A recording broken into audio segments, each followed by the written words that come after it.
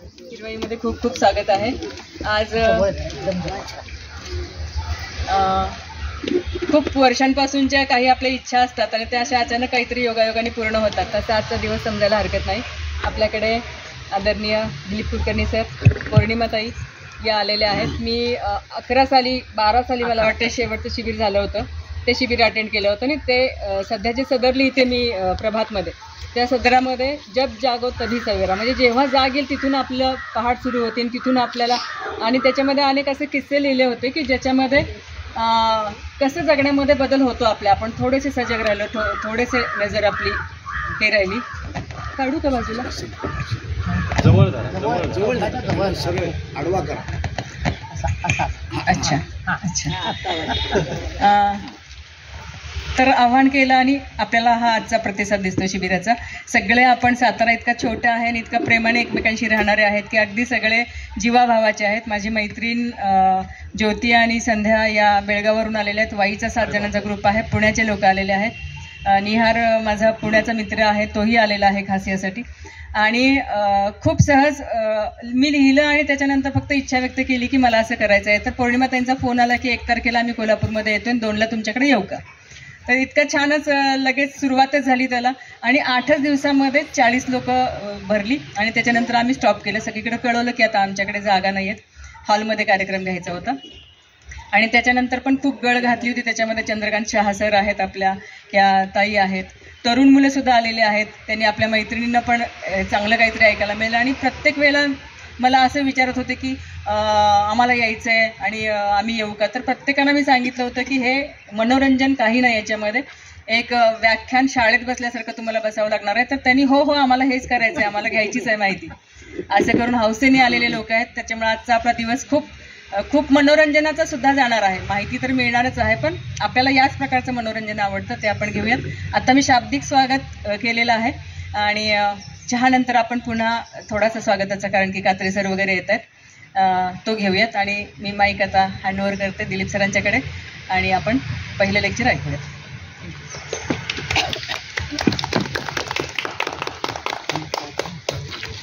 शिबिरामध्ये आपलं सगळ्यांचं मनपूर्वक स्वागत. आपण सुरुवात पंचमहाभूतांच्या एका छोट्याशा प्रार्थनेने करणार आहोत. पहिल्यांदा दीर्घ श्वास घेऊन त्रिवार ओंकार आणि त्यानंतर मी एक ओळ सांगते, माझ्या मागे सगळ्यांनी म्हणायचं.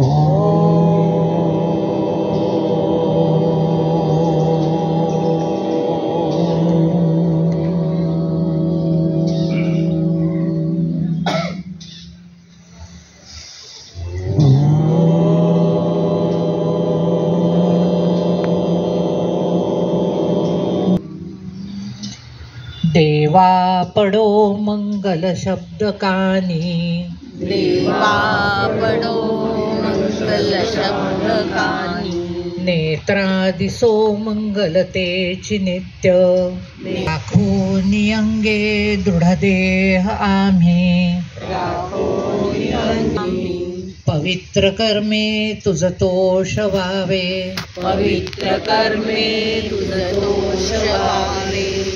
हे सूर्यदेव तव सुंदर, हे सूर्यदेव तव सुंदर, तेज थोर, तेज थोर, रजे सर्वत्र विश्व भरजे, पसरे अपार, पसरे अपार. तद्ध्यान मी करुनी, तद्ध्यानमी करुणी, याचितसे तयास, याचितसे तयास. ते प्रेरणाप्रद असो, ते प्रेरणापद असो, अमुच्या मतीस, आमच्या मतीस. पृथ्वी सगंधा, पृथ्वी सगंधा, सरसास्तथा पाह, सरसा तथा पाहा.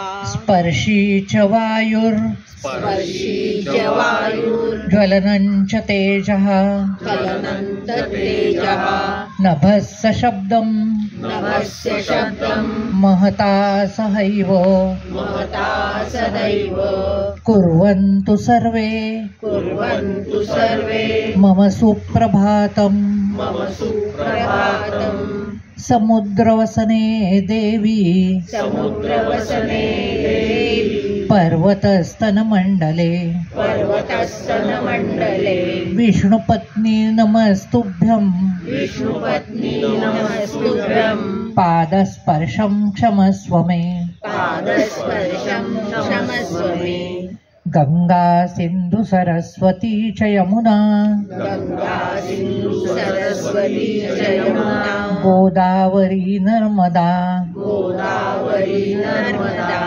कावेरी शरयू महेंद्र तनया कावेरी शरयू महेंद्रतनया चर्मण्वती वेदिका चर्मण्वती वेदिका क्षिप्रा वेत्रवती महासुरनदी क्षिप्रा वेदवती महासुरवती ख्याता च या गण्डकी ख्याताशया च दण्डती पूर्णजले समुद्रसहिता पूर्णजले समुद्रसहिता कुर्वन्तु वो मङ्गलम् कुर्वन्तु मङ्गलम् छायाम् अन्यस्य कुर्वन्ति छायामन्यस्य कुर्वन्ति तिष्ठन्ति स्वयमातपे तिष्ठन्ति स्वयमातपे फलान्यपि परार्थाय फलान्यपि परार्थाय वृक्षाः सत्पुरुषायव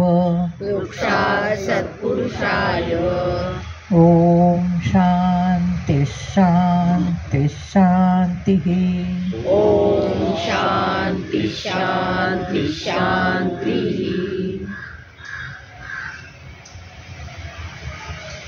विशिष्ट वेळ असते. हे निसर्ग अँड शिबिर आपण संध्याकाळी खूप छान प्रयत्न करून आयोजित केलेलं आहे आणि मला वाटतं हॉलपेक्षा इथे आधी जास्ती चांगली व्यवस्था छान खरोखरीच हिरवाई आणि निसर्गाच्या सान्निध्यामध्ये शिबिर होतंय. खूप छान प्रसन्न वातावरण आहे. सूर्यप्रकाश म्हणलं तर आहे म्हणलं तर नाही अशा तऱ्हेचं आहे आणि ह्या छान वातावरणात आपण दिवसभरामध्ये आता एकूण पर्यावरण हा विषय खूप सखोलपणे समजून घेणार आहोत. निसर्ग अँड शिबिराचा उद्देश मला वाटतं आपल्या या सगळ्या आधी सांगितला गेलेला आहे. इथे नुसतंच काही माहिती नाही देणार आहोत आपण. शिबिराचा मूळ उद्देश जो आहे ना त्याच्या नावामध्ये हा उद्देश सांगितला गेलेला आहे. निसर्गायणाचा तर निसर्गाकडे जाणं. अयन या शब्दाचा अर्थ होतो एखाद्या गोष्टीकडे जाणं. आपल्याला निसर्गाकडे जायचं आहे ज्यामध्ये कृती अभिप्रेत आहे. पुन्हा निसर्गाची नुसती माहिती घ्यायची नाही आहे, नुसती गाणी म्हणायची नाही आहेत, बरंच काही करायचं आहे, पण निसर्गाकडे जायचं आहे आणि तेही जीवनशैली आपली पूर्ण बदलून ती निसर्गस्नेही करून निसर्गाकडे जायचं आहे.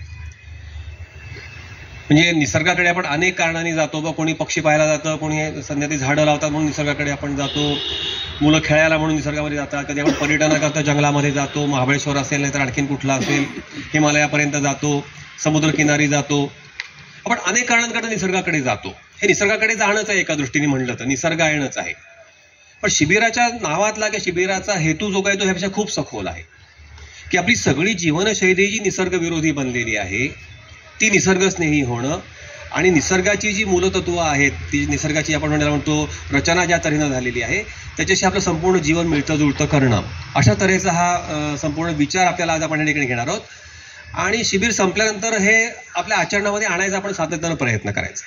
जे जे आपल्याला शक्य निसर्गाच्या विरोधी आपण काय नेमकं वागतो सातत्याने असेसमेंट करत राहायची, परीक्षण स्वतःचं आत्मपरीक्षण करत राहायचं आणि ती कृती आपल्याला कशी टाळता येईल आणि अधिकाधिक निसर्गस्नेही जीवन कसं जगता येईल हा प्रयत्न करत राहायचा.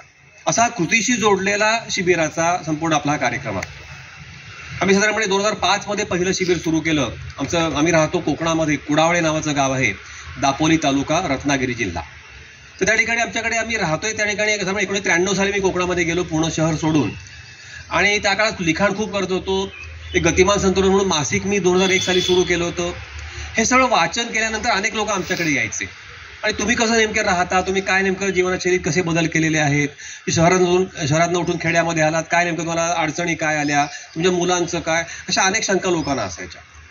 असे लोक वेगवेगळ्या वेळी यायचे. आम्ही कल्पना मनामध्ये अशी आली की आपण समजा ह्या सगळ्या लोकांना ज्यांना इच्छा आहे त्यांना एकत्र आपण बोलावलं आणि पण हे शिबिरासारखं काहीतरी घेतलं तर लोकांना अनुभवही मिळेल, आपण सविस्तरपणे आणि सुसूत्रपणे अशी काही मांडणी करू शकू.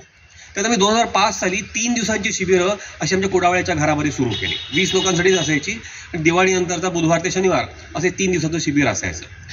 मग हळूहळू असं आलं की बा कुडाळ्यामध्ये फक्त वर्षातून एकदा 20 लोक, आपल्या तर खूप लोकांपर्यंत जायचे. मग आपण काय करूया तर ठिकठिकाणी आपण 1 दिवसाची शिबिरं घ्यायला लागूया. 3 दिवसामध्ये बरंच काही सांगता येतं, कुडावळ्यातला अनुभव मिळतो, तो कदाचित नाही मिळणार ह्यामध्ये. पण किमान काही एक पहिला जो मूलभूत संच आपण ज्याला म्हणतो विषयांचा इथे समोर दिलेला आहे, हा तरी विचार लोकांपर्यंत आपल्याला पोहोचवता आला तर आपण ठिकठिकाणी जाऊ आणि शिबिरं घेऊ. मग आम्ही 1 दिवसाची शिबिरं, म्हणजे रविवारी शिबिरं आमची होतात. 9 ते 5 म्हणा, 10 ते 6 म्हणा, कशी स्थानिक संयोजकांना वेळ असेल सोयीची त्यानुसार आमची शिबिरं त्या ठिकाणी होतात. आणि यंदाचा मला टाईमचा पुढचे सलग 8 रविवार शिबिरं आहेत आमच्याकडे आता. म्हणजे आम्हाला शिबिराला जायचं आहे. म्हणजे आज आता साताऱ्याला झालं, पुढल्या शनिवार रविवार, पुढल्या 4-5 आठवड्यामध्ये आम्हाला वर्धा आणि नागपूरला जायचं आहे. मग बदलापूरला एक शिबिर आहे. त्यानंतर मग आमच्या कुडावळ्यामध्ये आम्ही पुण्याची इकॉलॉजिकल सोसायटी म्हणून आहे, त्यांच्या विद्यार्थ्यांकरता 2 शिबिरं आमच्याकडे घेतो आहोत. मग मुंबईला शिबिर आहे. शिबिर आमची चालू असतात. म्हणजे आजवर जवळजवळ 150हून अधिक शिबिरं सावंतवाडी ते नागपूर या सगळ्या भागामध्ये आपली झालेली आहे. हा शिबिराचा उद्देश जो काय तसा आपल्याला सांगितला मी, तोच उद्देश ठेवून आपण या ठिकाणी शिबिर आहे. सध्या ते आमच्या एका शिबिराला होते. शेवटचं आमचे कुडाळ शिबिर झालं 11 साली आम्ही आयोजित केलं होतं. आता आम्ही स्वतः आयोजित करणं शिबिरं बंद केलं, पण ते लॉजिस्टिक्स आता आम्हाला जमत नाही आहे आणि त्यामुळे आम्ही इतरांच्या कोणाकडे जे घेतो पण व्यवस्था दुसरीकडे करतो आता. आम्ही असं झालेलं आहे. तर त्या शिबिराला संध्याताई आलेल्या होत्या, तेव्हापासून संपर्कही आहे. इथं हिरवाईमध्ये आम्ही त्यानंतर एकदा संध्याताईंकडे आलेलो असताना इथे आलो होतो. त्यांना यंदा विनंती आली की बा तुम्ही साताऱ्यावर शिबिर घेता येईल का? म्हणलं अवश्य घेता येऊ शकेल. सुदैवाला काल आम्हाला कोल्हापूरला एक कार्यक्रम होता शनिवारचा, ह्या रविवारी होईल का? त्या लगेच हो म्हणल्या आणि शिबिर त्यांनी आयोजित केले छानपैकी इथे आणि आपणही प्रतिसाद खूप चांगला दिलेला आहे. आता या शिबिरामध्ये आपण म्हटल्याप्रमाणे 6-7 विषय इथे लिहिलेले आहेत साधारणपणे येथे होते. सकाळच्या सत्रामध्ये आपण सुरुवातीला पर्यावरण, वैशिष्ट्य व समस्या हे व्याख्यान आहे आणि विकास संकल्पना ही व्याख्यान आहे. आणि दुपारच्या सत्रामध्ये ऊर्जा तंत्रज्ञानचे व्याख्यान आहे. ही 3 व्याख्यानं मी घेणार आहे. तर शिबिराची आपण साधारणपणे रचना अशी केलेली आहे की इथे फक्त आपण निसर्गाचा जेव्हा विचार करतो ना किंवा पर्यावरणाचा, साधारणपणे आपल्या डोळ्यापुढे बाहेरचा निसर्ग किंवा बाहेरचं पर्यावरण येतं की झाडं, तिथे वरती पक्षी असतील, तो तिकडे सूर्य आहे, इकडे मागे ओढा वाहतो आहे, तिकडे समुद्र आहे, तिथे पर्वत आहेत, हे सगळं डोळ्यापुढे येतं. पण निसर्ग म्हणजे फक्त बाहेर जो आहे तो निसर्ग नाही आहे, की पर्यावरण म्हणजे फक्त बाहेरचं पर्यावरण नाही, तर आपल्या आतही तेच पर्यावरण आहे. म्हणजे ज्या पंचमहाभूतांपासून बाहेरची सृष्टी बनलेली आहे त्याच पंचमहाभूतांपासून आपणही बनलेलो आहोत. आणि त्यामुळे जे जे बाहेर घडतं आहे, चांगलं किंवा वाईट जे काही घडतं किंवा घडेल, ते आतही त्याचा परिणाम होणार आहे. ते आपण जाणून की बाहेरचा निसर्ग प्रदूषित झालेला आहे, तो फक्त बाहेर प्रदूषण राहत नाही, ते आतही होतं. बाहेर कचरा असेल, तो कचरा इथे असतो म्हणून बाहेर कचरा दिसतो आपल्याला. इथे मुळात कचरा आहे, विचारांचा कचरा, म्हणून आपण बाहेर सगळीकडे कचरा करतो. त्यामुळे आतलं पर्यावरण आणि बाहेरचं पर्यावरण, तर इंग्रजीमध्ये शब्द आहेत मिलियू इंटिरियर, आतलं पर्यावरण की आतला निसर्ग, आणि मिलियू एक्सटिरियर म्हणजे बाहेरचा निसर्ग. हे दोन्ही जोडलेलं आहे. आणि या निसर्गाच्या शिबिरामध्ये आपल्याला या दोन्ही दृष्टींनी निसर्गाकडे जायचं आहे. आतल्याही निसर्गाचा विचार करायचा आहे. माझं शारीरिक स्वास्थ्य, माझं मानसिक स्वास्थ्य, ते सगळं चांगलं राहणं, आपली स्वतःची स्थिती जी काही आहे ती, याही पर्यावरणाचा म्हणजे आतल्या पर्यावरणाचाही विचार करायचा आहे. ती व्याख्यानं 2 पौर्णिमा देते. त्यामध्येच आरोग्य संकल्पना हे व्याख्यान आहे, दिनचर्या ऋतुचर्या हे व्याख्यान तिचं असणार आहे. ही 2 व्याख्यानं आतल्या पर्यावरणाविषयीची पौर्णिमा, तर ती आयुर्वेदाची डॉक्टर आहे, तर त्या अंगानं ती संपूर्ण जीवनशैलीचा विचार योग आणि आयुर्वेद या अंगानं मांडते. आणि बाह्य पर्यावरणाशी निगडीत विषय आहेत वैशिष्ट्य व समस्या, विकास संकल्पना आणि त्याच्यामधलं ऊर्जा तंत्रज्ञान, हे विषय मी घेणार आहे. आणि शेवटचं जे आहे साधारणपणे आम्ही दोघं मिळून घेऊ की आपल्या जीवनशैलीमध्ये आपण नेमकं मग काय करायचं. हे सगळे विचार आता ऐकल्यानंतर डूज अँड डोंट्स आपण ज्याला म्हणतो, टिप्स आपण ज्याला म्हणतो, ह्या नेमक्या दिवसभरामध्ये आपल्याला चिंतनामधनं काय पुढे येतात, आपल्या आचरणामध्ये काय आणता येईल. काही गोष्टी आम्ही सांगू, बऱ्याच गोष्टी आपण करतही असाल त्या आपण सांगा. आणि सगळ्यामधनं आपल्याकरता आपल्या जीवनशैलीत काय उतरवता येईल असा एक स्वतःच्या जीवनशैलीमधल्या परिवर्तनाचा विचार हा आपण शेवटी करणार आहोत. आणि ते सगळं पाथेय घेऊन आपण घरी जाणार आहोत. आणि मग हे जे आपण करायचं ठरवतो आहोत आजच्या दिवसातल्या सगळ्या चिंतनानंतर, हे आपल्याला आचरणामध्ये आणायचं आहे. त्यामुळे नेहमी असं सांगतो की शिबिर सकाळी 10 वाजता सुरू होत नाही, हे शिबिर संध्याकाळी 6 वाजता सुरू होतं. कळलं ना? कारण शिबिर म्हणजे फक्त दिवसभर ऐकणं नाही आहे. हे शिबिर प्रत्यक्ष आचरणामध्ये येणं, यातले विचार जे काही आहे ते निसर्गा येणं, जे निसर्गाकडे जाणं होणार आहे, हे संध्याकाळी 6 वाजता आपलं जीवन निसर्गाकडे जायला सुरुवात होणार आहे त्याची. तर शिबिराची सुरुवात संध्याकाळी 6 वाजता होईल.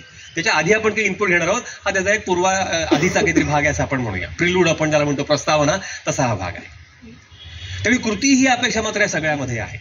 हे नुसतं ऐकण्याचं शिबिर नाही, खूप विचार ऐकले, खूप आम्हाला थिअरी कळली, उपयोग शून्य. And ounce of practice is more important than a ton of knowledge. त्यामुळे आउन्स ऑफ प्रॅक्टिस जी काही आहे ही आपण कायम डोळ्यापुढे ठेवून आपण सगळा विषय आहे तो अभ्यासायचा आहे. तर ही अशी साधारणपणे पार्श्वभूमी या संपूर्ण दिवसभराच्या शिबिराची आहे. आणि ह्या ठिकाणी खूप 2 गोष्टी या ठिकाणी खूप जाणवतात, त्याच्याकडे आपल्याला लक्ष द्यायचं आहे. एक म्हणजे एकाग्रता आपल्याला खूप काळ टिकवून ठेवायची. मोबाईल आणि कॉम्प्युटर या माध्यमांमुळे आता एकाग्रतेचा अटेन्शन स्पॅन आपण ज्याला म्हणतो हा काही सेकंदांवरती आलेला आहे असं जगभरामध्ये सांगतात की आता तो मिनिटावरनं आता हे सेकंदांपुरता आलेला आहे. रील 30 सेकंदामध्ये संपवा म्हणे, 31 सेकंद रीलला चालत नाही, इतका तो कमी आलेला आहे. हा आपल्याला पूर्ण सकाळी 10 ते संध्याकाळी 6 एवढ्या काळाकरता टिकवून ठेवायचं. मोठी अवघड आहे म्हणलं, ते शाळेसारखं आपल्याला समोर बसून ऐकायचे, अवघड गोष्ट आहे. पण आपण थोडंसं प्रयत्नपूर्वक आपल्याला करावं लागेल, कारण खूप जीवनाशी जोडलेला मूलभूत विचार हा आपण करणार आहोत. इथे उथळपणा कशालाही स्थान नाहीये. नुसतं निसर्गात गेलं, झाडं फुलं पाहिली आणि पक्षी पाहून परत आलो, घाण करून कचरा करून निसर्गामध्ये, असंही उथळपणा नाही या ठिकाणी चालणार. संपूर्ण जीवनाचा विचार आपण जीवन ध्येयाचा, जीवनदृष्टीचा, जीवनशैलीचा हा सखोलपणे करणार आहोत. ही एकाग्रता आपल्याला टिकवून ठेवायची आहे. आणि हे सगळं चिंतन जे काही आहे मनामध्ये साठवून आपल्या वहीमध्ये नोटिंग खूप छान करतात आपण, हे सगळं करून आपल्याला हे पुढे आपल्याला सातत्यानं मार्गदर्शन राहील असा आपण प्रयत्न ह्या करता करायचे आहे. त्यामुळे ही मोठी जबाबदारी श्रोत्यांवरती असते की तुम्हाला 6-8 तास जवळजवळ आपण मधाकी वेळेत जेवणाचा वगैरे सोडून द्या, आपण 7 तास आपल्याला एकाग्रतेनं इथे बसावं लागेल. आणि आपण सगळ्यांना आजच्या दिवसामध्ये सगळं करूया. आणि थोडी दुसरी एक अडचणी शिबिराची अशी जाणवते आम्हाला निश्चितपणे की आम्ही खूप काही सांगत असतो दिवसभरामध्ये, आणि एका दिवसाचं एक विशिष्ट पॅकेज असल्यामुळे या 6 विषयांचं ते विषय पुरा करण्याकरता आम्हाला चर्चेकरता वेळ देता येत नाही. थोडीशी अडचण होते की आम्हाला शंका खूप आहेत, तुमचं ऐकल्यानंतर आम्हाला अमुक शंका मनात आल्या, हे कसं काय ते कसं काय. आपण रिकाम्या वेळामध्ये याविषयी चर्चा करूया. प्रत्यक्ष व्याख्यानाच्या वेळेला वेळ मिळतोच असं नाही शंका समाधान किंवा चर्चेकरता. पण आम्ही जेव्हा इथे आहोत, आपण चहा पिणार आहोत आणि 6 नंतर थोडंसं वाटलं पण एक अर्धा तास थांबावं, पण थांबवूही शकतो कदाचित. त्या वेळामध्ये आपल्या की शंका समाधान जर असेल, विषय समजलेला नाही त्यापैकी, प्रत्यक्ष आपण करण्यासंबंधी काही अडचणी असतील त्यापैकी, तर आपण ती चर्चा अशी मधल्या रिकाम्या वेळामध्ये करू शकतो. ठीक आहे, करूया सुरुवात आपण शिबिराच्या विषयाला. चला, आता पहिला जो आपला विषय आपण घेतलेला आहे तो आहे पर्यावरण वैशिष्ट्ये व समस्या. आपण जेव्हा पर्यावरण म्हणतो, निसर्ग म्हणतो, त्याच्यामध्ये काही शब्दामध्ये फरक जाणवतो आपल्याला. आपण दोन्ही शब्द वापरतो साधारणपणे. एन्व्हायरमेंट हाही शब्द आहे, नेचर हाही शब्द आहे, इकॉलॉजी नावाचा आणखी इंग्रजीमध्ये शब्द आहे. ह्याच्या अर्थामध्ये काही फरक जाणवतो आपल्याला का नाही एकसारखंच आहे असं वाटतं? काय तुमचं काय मत आहे याविषयी? आपण जे म्हणतो की निसर्ग आहे आणि पर्यावरण शब्द आपण लिहिला, समजा बाकी निसर्ग आहे सोडून देऊ, पर्यावरण शब्द मी लिहिल्यानंतर तुमच्या मनामध्ये काय येतं? आजूबाजूची हवा. आजूबाजूची हवा, बरोबर. आणि कशा कशाचा समावेश होईल पर्यावरणामध्ये? जमीन आहे, माती, ओके, पाणी, झाडं, इथे आपण होते हा, भोवतालचं सगळं. म्हणजे दगडाची बांधलेली भिंत आहे ही पर्यावरणाचा भाग आहे? नाही. काय म्हणताय तुमचं? असं खरखर काय येते रे पाहायला? मानवनिर्मित आहे. मग पर्यावरण म्हणजे निसर्ग निर्मित फक्त? होय. मग निसर्ग वेगळा आहे का? निसर्ग आणि पर्यावरण एकच आहेत का वेगळे आहेत? काय सांगा तुम्हाला काय वाटतं? आपण थोडं विषय पुढे घेऊ. एकच आहे असं वाटतं तुम्हाला? बर.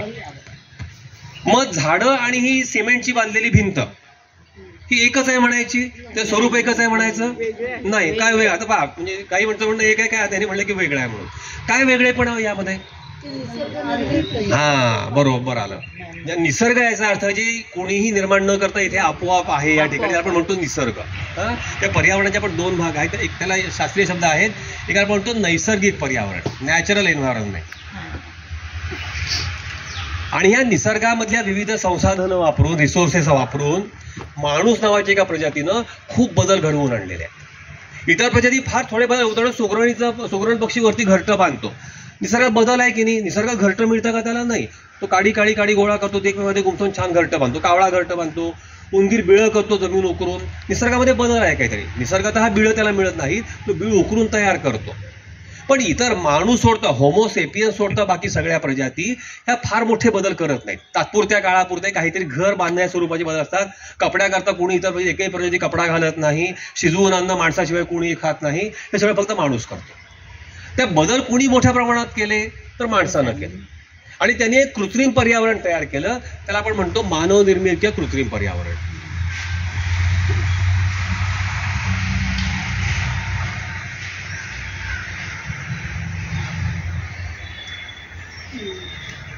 एक आहे नॅचरल आणि दुसरं आहे आर्टिफिशियल. आणि दोन्हीचं मिळून जे म्हणतं त्याला आपण म्हणतो पर्यावरण. हे दोन्हीचं मिळून जे म्हणतं ते म्हणजे पर्यावरण आहे. सो एन्व्हायरमेंट आपण जेव्हा म्हणतो तो natural environment plus man-made environment, हे दोन्ही मिळून जे बनलं त्याला म्हणतो एन्व्हायरमेंट. आणि ह्याला आपण विचारायचं ज्याला फक्त आपण नेचर म्हणणार, हा निसर्गाचा भाग आहे. कुणीही ज्याच्यामध्ये तयार केलेलं नाही काही, असा हा निसर्गाचा भाग आहे, त्याला आपण म्हणतो नैसर्गिक पर्यावरण. आपण सुरुवातीला हा निसर्ग काय आहे, नेमका निसर्गाची रचना कशा प्रकारची आहे, त्याची कार्यपद्धती कशी आहे, हे आपण सुरुवातीला थोडक्यामध्ये पाहूया. की ज्या दिशेमध्ये आपल्याला अंतिमता जायचं आहे, निसर्ग हा काम करतो कसं, त्याची आपण म्हटलं की कशा तऱ्हेने त्याची जुळवणूक झाली की रचना झालेली आहे, त्याची कार्यपद्धती काय आहे, मेथड ऑफ ऑर्गनायझेशन आणि मेथड ऑफ ऑपरेशन हे काय नेमकी आहे. तर आपण काही वैशिष्ट्य निसर्गाची सुरुवातीला आपण पाहूया. तर सगळ्यात पहिलं वैशिष्ट्य म्हणजे चक्रीयता, सायक्लिसिटी.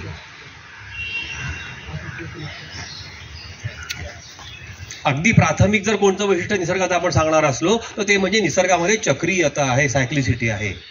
असंख्य प्रकारची चक्र आहे निसर्गामध्ये. कुठली सांगता येईल का? शाळेमध्ये आपण शिकलो कोणती चक्र निसर्गामध्ये आहेत? जलचक्र आहे, पाण्याची वाफ होणं, पाऊस पडणं, पुन्हा खराब पाणी समुद्राला जाऊन मिळणं, हे जलचक्र झालं. ऋतुचक्र आहे. हवेमधली कोणती चक्र आपल्याला माहिती आहेत?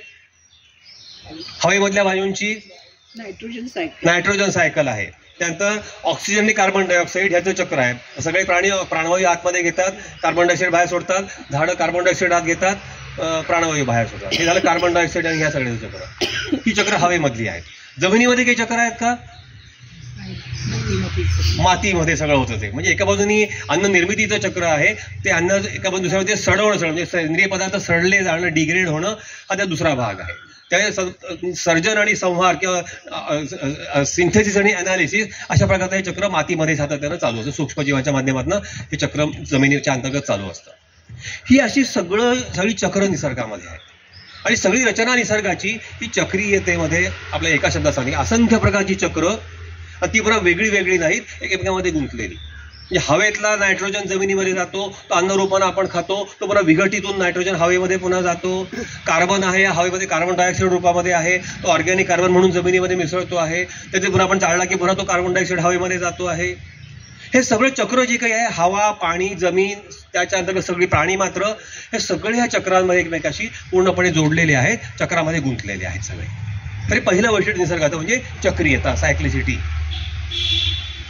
हे चक्रीयतेमध्ये होतं काय, तर देवाणघेवाण होत असते. विविध पदार्थांची देवाणघेवाण, give and take of materials, हे चालू असतं सातत्यानं. प्रत्येक प्राणी जो काही आहे किंवा प्रत्येक वनस्पती सुद्धा आपण त्याला म्हणूया, हे सातत्यानं काहीतरी घेत असतात स्वतःच्या जगण्याकरता. त्यांना इनपुट काहीतरी हवं असतं आणि ते आउटपुट म्हणून काहीतरी देत असतात. आणि एकाचं आउटपुट दुसऱ्याचं इनपुट आहे, त्याचं आउटपुट तिसऱ्याचं इनपुट आहे. अशा प्रकारे चक्रामधनं सगळे पदार्थ जे काही आहेत देवाणघेवाणीच्या चक्रामधनं ते फिरत असतात. झाडाने ऑक्सिजन आपल्याला दिलेला आहे, तो आपण आतमध्ये सगळ्या प्राणी मात्रांनी घेतला, आणि प्राण्यांनी कार्बन डायऑक्साईड बाहेर सोडला, तो झाडांनी आतमध्ये घेतला. ते झाडांची जी देणगी आहे ते प्राणी मात्रांना आतमध्ये घ्यावं लागतं. प्राणी मात्र जे बाहेर सोडतात ते झाडं घेतात. वनस्पती मला अन्न देतात, फळाच्या रूपानं, पानाच्या रूपानं, मुळांच्या रूपानं. हे अन्न म्हणून मी खातो, त्यातली ऊर्जा मी काढून घेतो आणि मनरूपानं काही द्रव्य बाहेर टाकतो. ती मला जमिनीवरती पडल्यानंतर सूक्ष्मजीव त्यावरती पुन्हा जगतात. त्या थोडीशी ऊर्जा आहे शिल्लक आपल्या मनामध्ये सुद्धा, त्या सूक्ष्मजीव जगतात, आणखीन ऊर्जा खाऊन घेतात, बाकी सगळं डिग्रेड करून जमिनीत सोडतात, झाडं पुन्हा सिंथेसिस करतात. अशा प्रकारे ही चक्रामध्ये सगळी अनेक गोष्टींची, वायुरूप म्हणा, द्रवरूप म्हणा, स्थायी रूप म्हणा, सगळ्या प्रकारच्या द्रव्यांची देवाणघेवाण सातत्यानं चालू असते. ह्या देवाणघेवाणीमुळे असं होतं की सगळे सजीव हे परस्परांवरती अवलंबून असतात. आपण त्याला म्हणतो परस्पर अवलंबन, म्युच्युअल डिपेंडन्स. त्या ठिकाणी कुठलीही एक प्रजाती, वनस्पतींची असो किंवा प्राण्यांची असो, ही स्वतंत्रपणे जगू शकत नाही. मला कोणाची गरज नाही, मी स्वतंत्र आहे जगायला, असं अजिबात होऊ शकत नाही.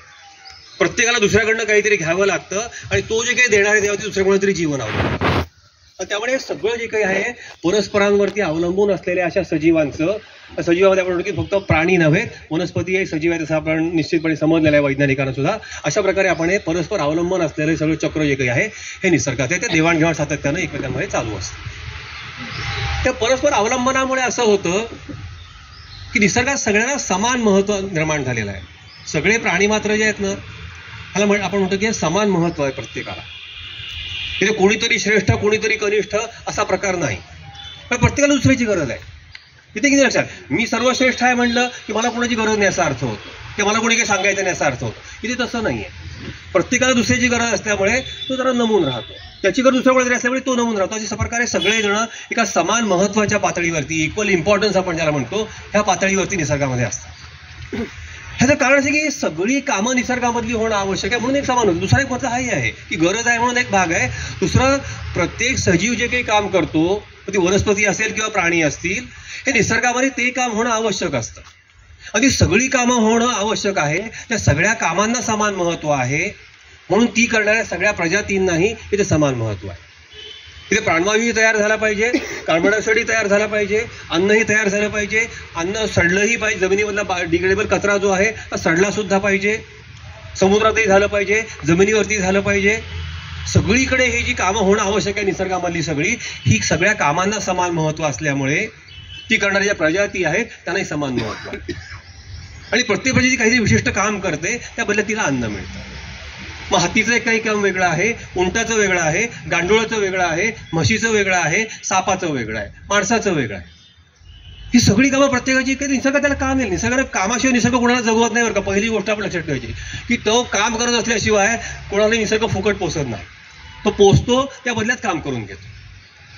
आणि ही सगळी कामं होणं आवश्यक असल्यामुळे त्याला समान महत्त्व हा तिथला आपण मुद्दा लक्षामध्ये घेतो.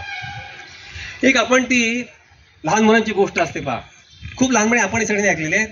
तो एक उंदीर असतो, सिंह असतो. तो सिंह त्या एका शिकाऱ्याच्या जाळ्यामध्ये सापडतो.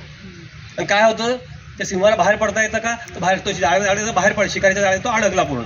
अशाच काय होतं, एक जो उंदीर त्याला जो पूर्वी भेटलेला असतो, ज्याला त्याला सोडलेला असतं, तो उंदीर त्या ठिकाणी येतो, ते जाळं कुरतडतो आणि त्या सिंहाला मोकळं करतो. म्हणजे पहा की शेवटी उंदीर त्या ठिकाणी होता म्हणून तो सिंह वाचला. सिंह आपण म्हणतो जंगलाचा राजा, पण ते जाळ्यामध्ये सिंह बाहेर पडू शकत नव्हता. ते जे जाळं कुरतडण्याचं काम करणं आवश्यक होतं ते उंदरानं केलेलं आहे. म्हणजे जेवढं महत्त्व सिंहाला त्या ठिकाणी आहे जंगलामध्ये आपण म्हणूया, पण उंदराला सुद्धा आहे. जे महत्त्व मोठ्या हत्तीसारख्या प्राण्याने, आगडबंब प्राण्यांना, ते जमिनीमधल्या अगदी न दिसणाऱ्या सूक्ष्मजीवांनाही आहे. हत्ती काही वेगळं काम करतो, सूक्ष्मजीव वेगळं काहीतरी काम करतात. आम्ही कोकणामध्ये आमच्या पाहतो, पावसाळ्यामध्ये विशेष करून 2 प्रकारचे प्राणी आमच्याकडे नारळाच्या बागांचं नुकसान करतात. एक म्हणजे रानडुकरं, दुसरं म्हणजे गांडूळ. रानडुकर आपल्याला माहिती आहे, त्याचे असे 2 खालचे दात जे प्रचंड ताकदीचे असतात आणि त्याचं जमीन नांगरत गेल्यासारखं ते दात जमिनीमधून ओढत नेतात. ते मुळं सगळी उकरतं, मुळामधलं पाणी पितं किंवा रस शोषण करतं. प्रचंड ताकदीचं असं रानडुकर, धडक जर दिली माणूस मरून जाईल इतकं प्रचंड ताकदीचं असतं. पण हे किती खोलपर्यंत जमीन नांगरतं, त्याच्या दाताची जी काही उंची आहे 2 इंच 3 इंच तेवढीच जमीन फक्त नांगरत नेतं.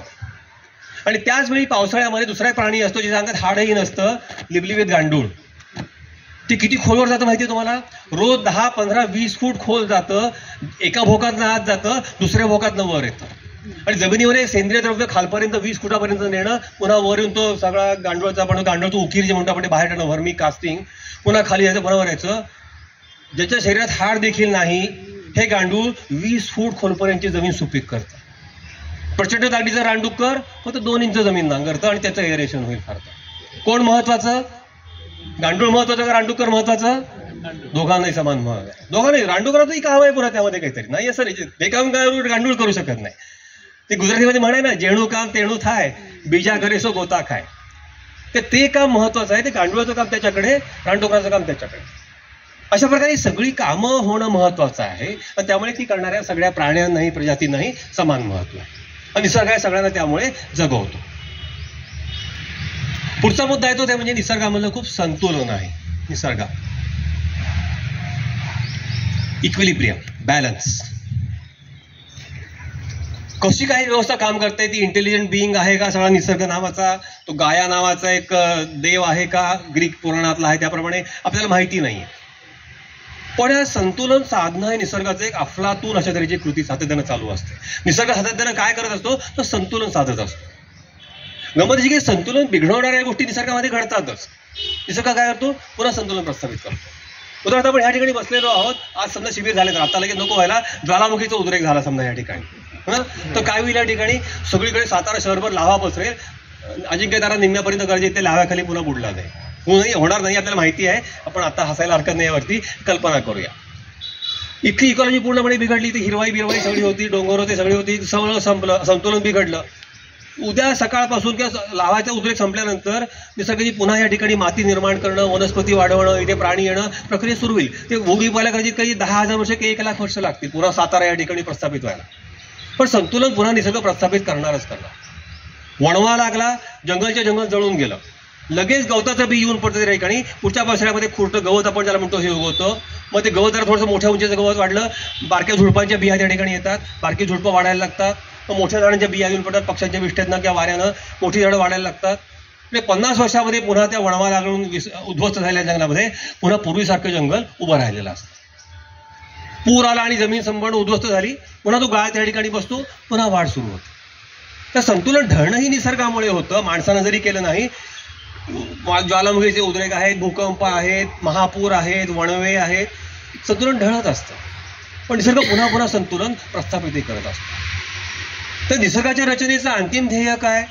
तर एखादी आदर्श स्थिती गाठलेली आहे आता आणि त्या ठिकाणी राजा राणी सुखानं नांदू लागले असं नाही होत. ही सातत्यानं परिस्थिती आधाराने भांडत राहतात, परिस्थिती बदलत राहते, पुन्हा समेट घडवून आणायचा, पुन्हा नव्यानं संसार सुरू करायचा, हे चालू राहते प्रक्रिया. आणि त्यामुळे संतुलन जे आहे ना, this is not static equilibrium, this is dynamic equilibrium. आपल्याला म्हणू गतिमान संतुलन. हे संतुलन कसं आहे? ते स्थिर नाहीये, तर ते गतिमान आहे. म्हणजे मासिकाचं नाव म्हणून मी ठेवलं होतं गतिमान संतुलन, डायनॅमिक इक्विलिब्रियम. बदलही होत राहतात, पुन्हा संतुलन प्रस्थापित होतं. त्या निसर्गाच्या रचनेचं अंतिम ध्येय संतुलन प्रस्थापित करण्याचा प्रयत्न करत राहणं. बिघडतं आहे, पुन्हा प्रस्थापित करा, हे असं त्याचं अंतिम ध्येय व्यवस्थेचं आहे असं आपल्याला म्हणता येईल. पुढचा मुद्दा म्हणजे या ठिकाणी येतो विघटन क्षमता, डिग्रेडेबिलिटी.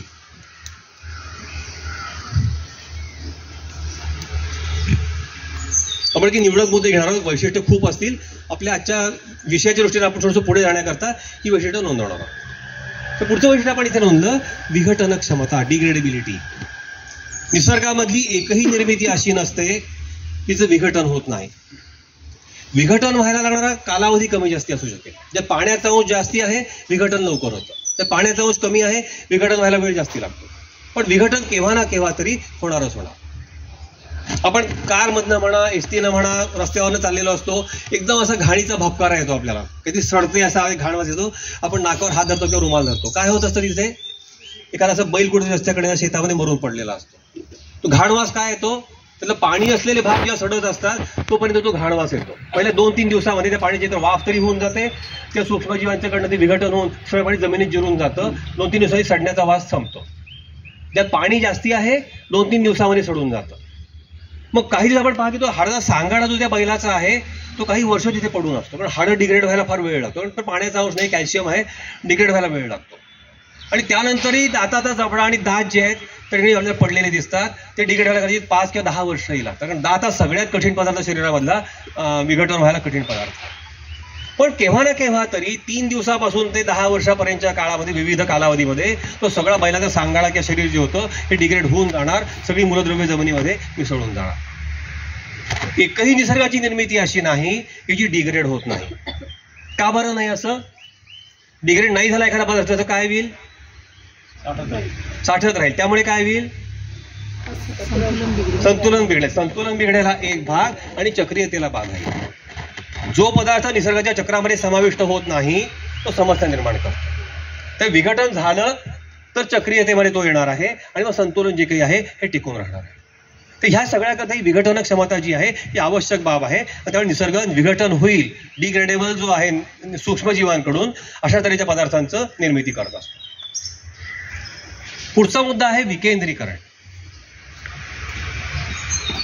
डिसेंट्रलायझेशन.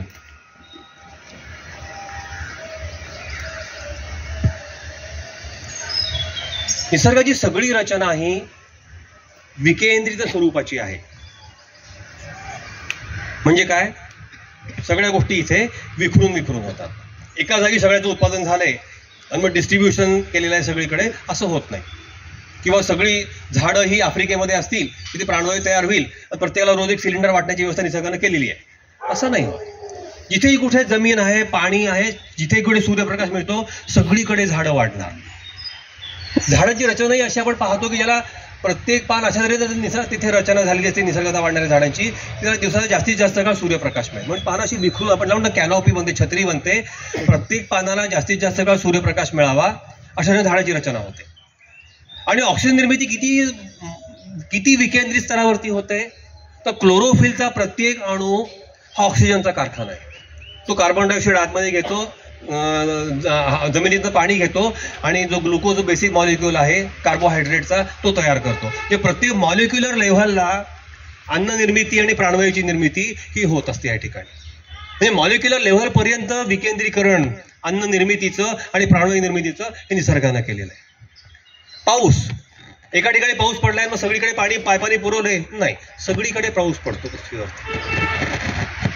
झाडं सगळीकडे विखरून आहेत, ते प्राणी सगळीकडे विखरून. प्राण्यांचं अन्न काय आहे, शाकाहारी प्राण्यांचं, तर वनस्पती हे अन्न आहे. तर झाडं विखरून म्हणून प्राणी विखरून, सगळे प्राणी विखरून आहेत, तर मलमूत्र सगळीकडे विखरून पडतं. ते मलमूत्र कुजवणारे सूक्ष्मजीव जे आहेत ते सगळ्या पृथ्वीवरच्या जमिनीमध्ये आहेत. म्हणजे अन्न निर्मिती असो, प्राणवायू निर्मिती असो, ते प्राण्यांची काय म्हणतो संख्या असो किंवा ते कुजवणाऱ्या प्रजाती असतील, सगळीकडे विखरून आहेत. निसर्गाची नीती विकेंद्रीकरणाची. मी यात नवीन काही सांगितलं नाही. आपण का हा विचार करतो का याचा कधी, का बरी रचना विकेंद्रित काय, सेंट्रलाइज का नाही, सांगा बरं काही, करा बरं विचार, सांगा बरं की तुम्हाला काय वाटतं की विकेंद्रीकरण काय आहे निसर्गात. आहे माहिती आहे सगळं, मी काही नवीन नाही सांगितलं. हा बोला. बॅलन्स जाईल आहे एक भाग आहे. समजा माझं म्हणणं आपण सध्याच्या व्यवस्थेत बॅलन्स काही प्रमाणात ठेवलं आहे की, उदाहरणार्थ सातारा शहराकरता पाणी 2-3 धरणामध्ये आपण साठवलं, काय कणेरचं असेल, कासचं असेल, कृष्णेवरती काहीतरी आपण केली असेल योजना, सगळं पाणी साताऱ्यामध्ये आणलं आणि साताऱ्याला छान इक्वली डिस्ट्रीब्यूट केलेलं आहे. काय प्रॉब्लेम आला, सगळं साताऱ्याला प्रत्येकाला पाणी मिळते, गृहीत धरून की साताऱ्याला प्रत्येकाला पाणी मिळते दिवसाला 100 लिटर. काय प्रॉब्लेम आहे, डायव्हर्सिटीचा संबंध येईल काय ठिकाणी. बरं ठीक आहे, चला एक उत्तर आपण गृहीत धरूया.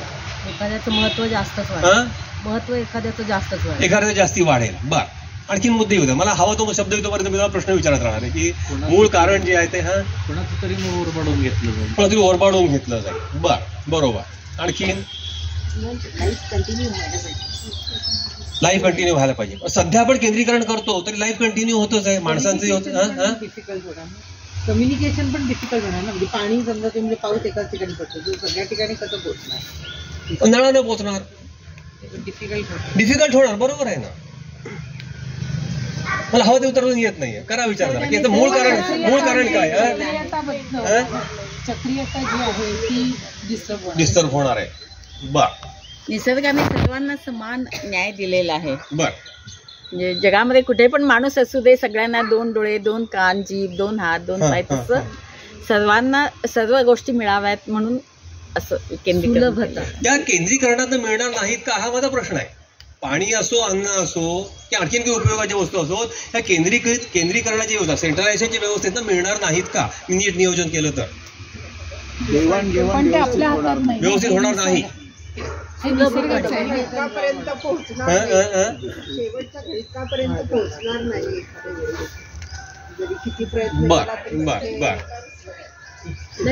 पडेल सेक्युलर मेंटेन करण्यासाठी. मला हवा तो शब्द येत नाही, ठीक आहे, मी आता ह्या करतो. हे सगळं विकेंद्रीकरण कशा करता आपण करतो. केंद्रीकरणात नाही, त्या बऱ्याचशा गोष्टी साध्य होऊ शकतात बरं का. पण आपण कशाचंही केंद्रीकरण केलं की ऊर्जेचा वापर आपला वाढतो. आणि विकेंद्रीकरण कशा करता आहे तर हे सगळी चक्रीय निसर्गाची चक्र चालतात, निसर्गाची रचना सगळी झालेली आहे. ही कोणत्या ऊर्जेवर सगळी चक्र चालतात. निसर्ग काम करतो कोणत्या ऊर्जेवरती, सौर ऊर्जेवरती. ही सौर ऊर्जा कशी आहे, विकेंद्रित आहे. ज्या ऊर्जेवरती निसर्ग सगळीकडे काम करणार ही ऊर्जा मुळात विखरून सगळीकडे पडते आहे.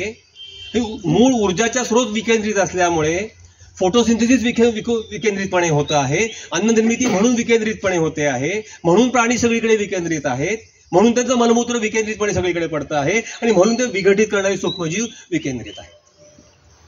सगळ्याचं मूळ कारण, ह्या सगळ्याचा मूलस्रोत ह्या सगळ्या ऊर्जेचा आहे, हा विकेंद्रित आहे. हे मूळ सगळ्याचं कारण आहे. आणि त्या सगळ्याची जुळून घेण्याकरता कुठलं विकेंद्रीकरण आलं. कळलं की नाही? त्या विकेंद्रीकरणाचं मूळ कारण जे आहे ते बाकी सगळ्या गोष्टी आपण म्हणतो की केंद्रीकरणामधनं मी पाणी पुरवठा करू शकेन, वस्तू शेवटच्या माणसापर्यंत पोहोचतील, प्रत्येकाला मिळतील रेशनवरती का काय असे ना हे आपण पाहू शकतो, प्रत्येकाला घर मिळाले पाहू शकतो, कल्याणकारी राज्यामध्ये अपेक्षित आहे की प्रत्येकाला सरकार देईल, करूही शकतो आपण. पण माणूस ज्या केंद्रीकरणाच्या धोरणामधनं ही व्यवस्था राबवू पाहतो तर ऊर्जा जास्ती लागते.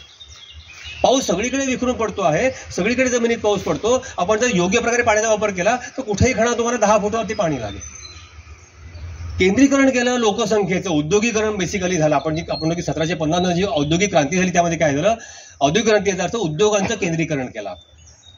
वाफ नावाचा ऊर्जा स्रोत माझ्या हातामध्ये आला, वाफेमधली शक्ती, स्टीम इंजिन ज्या माणसाला शोधला जेम्स वॉटनं 1750च्या आसपास, ते उद्योगांचं केंद्रीकरण व्हायला लागलं. उद्योगांचं केंद्रीकरण झाल्यामुळे लोकसंख्येचं केंद्रीकरण म्हणजे शहरीकरण व्हायला लागलं. हे आजचे जे आपण ज्याला मॉडेल म्हणतो आपल्या जगण्याचं किंवा विकासाला म्हणतात industrial urban model of development, हे औद्योगिक शहरी असं हे विकासाचं प्रतिमान आहे. तर मूळ कारण काय आहे, मला वाफ नावाची शक्ती प्रचंड माझ्या ऊर्जा हातामध्ये आली म्हणून हे केंद्रीकरण करता आलं. मला केंद्रीकृत व्यवस्था चालवायची म्हणली की ऊर्जा लागते.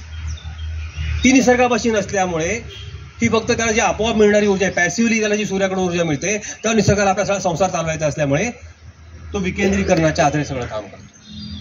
खरं तर कोळसा निसर्गाकडे आहे, तो वापरू शकला असता, तो नाही वापरत. आपल्याकडचा कोळसा वापरत नाही, दगडी कोळसा. पेट्रोलियम तेल आणि डिझेल निसर्गाकडचंच आहे, खरं त्याच्याच मालकीचं आहे, पण तो ते वापरत नाही. युरेनियम निसर्गाच्याच मालकीचं आहे, पण त्याच्यापासून ऊर्जा नाही तयार करत. निसर्ग कुठल्या ऊर्जेच्या आधारे काम करतो, फुकटात मिळणारी सूर्याकडची जी ऊर्जा आहे पॅसिव्हली त्याच्या आधारे काम करतो. आणि त्याकरता रचना त्या निसर्गाने अशी बनवली की ती विकेंद्रितपणे काम करेल. इतका सगळा विचार त्या रचनेमध्ये आहे, हे आपण समजून घ्यायचं. म्हणजे आपल्याला लक्षात की आपण आज केंद्रीकरण करून ऊर्जा वापरतो, त्याचे तोटे काय नेमके होत आहेत हे आपल्या पुढे लक्षात विचार करायचा आहे. त्या लक्षात येईल आपल्या की हे काय नेमकं आपण गडबड करतो ती. आणि एक शेवटचा मुद्दा आपण लिहून ठेवूया, तो म्हणजे सगळ्याला असलेली मर्यादा.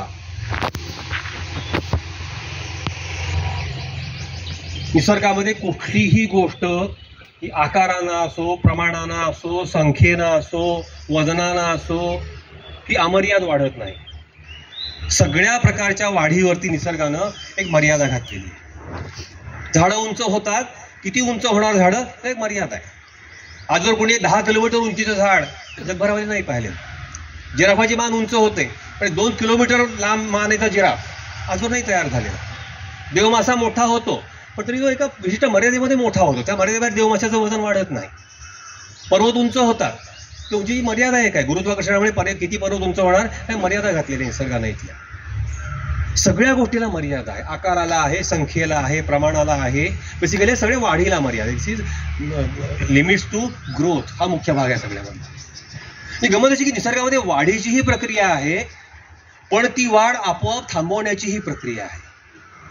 इथे लक्षात काय सांगतो ते, इथे वाढ होते, वाढ होत नाही असं आहे का, नाही, पण त्या वाढीला आपोआप एक मर्यादा पडते. एक माणूस जर आपण समजा घेतला, आपण त्याचा आलेख काढूया एखाद्या माणसाच्या जीवनाचा. समजा आज माणूस जन्माला या ठिकाणी 2 फेब्रुवारीला, हा सुरुवातीला वेगानं वाढतो, हळू वाढीचा वेग मंदावतो आणि केव्हा तरी वयाच्या 25व्या वर्षी ही वाढ त्या माणसाची आहे ही थांबते, पूर्णत्वाला पोहोचतो. तरुण किंवा तरुणी 25व्या वर्षी ही पूर्ण वाढ शारीरिक झालेली असते.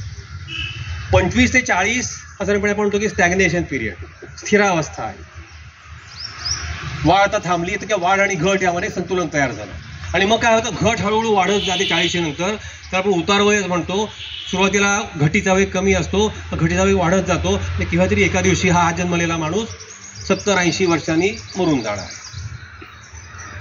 ही जी मर्यादा वाढीला घातलेली आहे की ह्या वयोमर्यादेनंतर माणसाची वाढ होणार नाही.